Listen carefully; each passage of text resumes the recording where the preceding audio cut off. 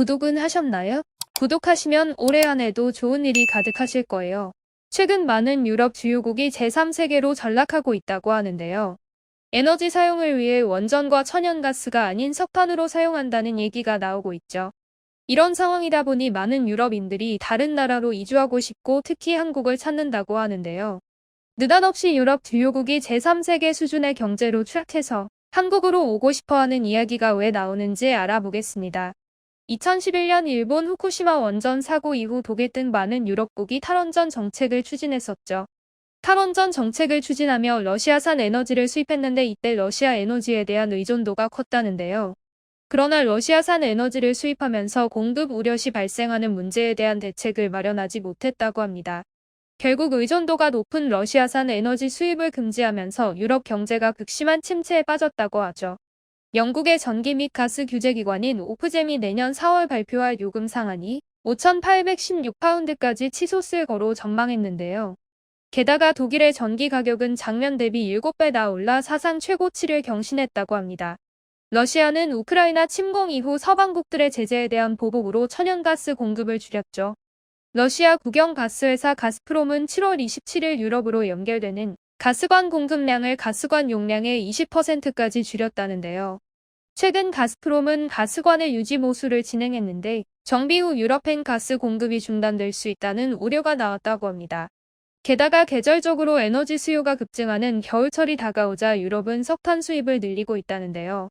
지난 5월 기준 유럽으로 들어가는 미국 석탄의 수출 물량은 작년 동기 대비 140%나 급증했다고 하죠.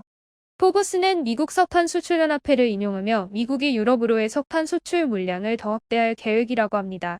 이렇게 상황이 심각해지자 뒤늦게 액화천연가스 수입을 늘리고 있지만 저장시설이 충분하지 않아 실효성이 없다고 하는데요. 그나마 원자력 발전 비중이 큰 프랑스는 사정이 나은 편이지만 탈원전의 선두주자였던 독일은 대비책이 여의치 않다고 하죠. 더욱이 독일 연방의회와 유럽의회에서 엄청난 영향력을 행사하는 독일 녹색당은 여전히 원전에 반대하고 있다고 합니다. 녹색당은 유럽의회 선거에서 전체 의석의 10%인 74석을 확보하고 있어 엄청난 영향력을 행사하고 있죠. 게다가 독일은 유럽의회에서 EU 회원국 중 가장 많은 96석을 갖고 있어 녹색당의 영향력을 무시하기 어렵다고 합니다. 독일은 최근 허주산 석탄 수입량이 21%나 늘어났고 남아프리카 공화국산 석탄 수입량은 7배나 급증했다고 하네요. 결국 에너지 가격 급등이 물가 폭등의 촉매제로 작용하다 보니 유럽 경제가 제3세계 수준으로 떨어졌다고 합니다. 이런 와중 글로벌 공급난에 대한 한국의 에너지 대책을 본 유럽인들이 한국으로 이주하고 싶어 한다는데요. 한국은 민관 합동 에너지 수급 비상 대책반을 꾸려 매주 또는 격주로 에너지 가격 동향과 수급 현황을 점검한다고 합니다.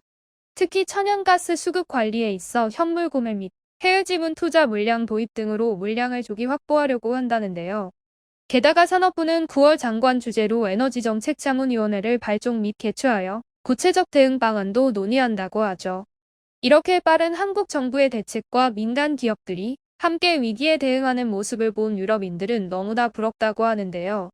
이번 에너지 대란은 러시아 우크라이나 전쟁과 세계 에너지 시장 불안정이 원인이라 전 세계에 똑같이 작용하고 있죠.